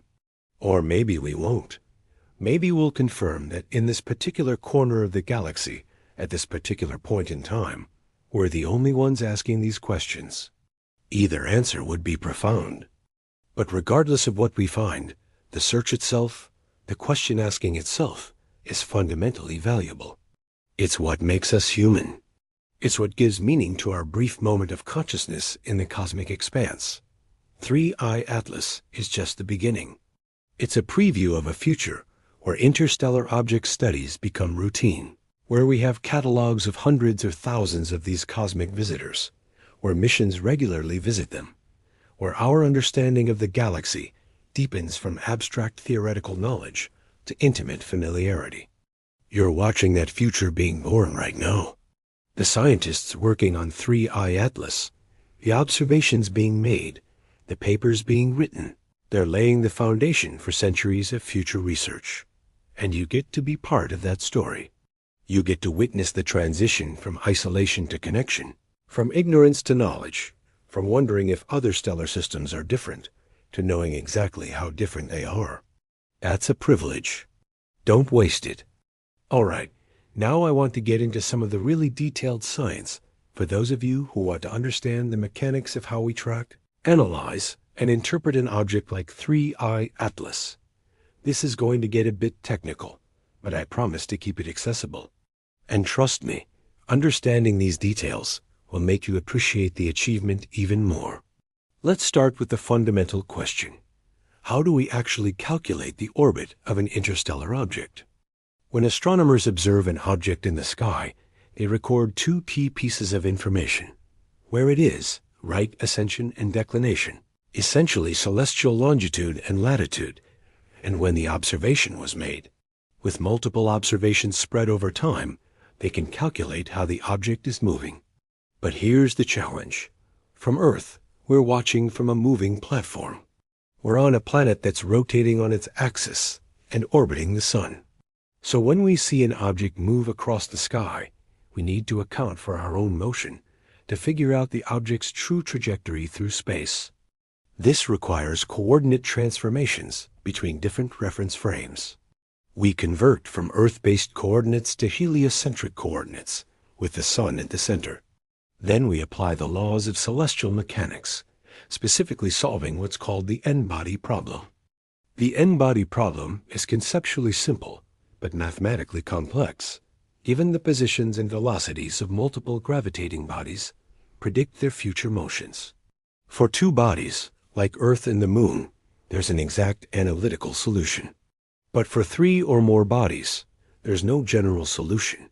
You have to use numerical methods to approximate the answer.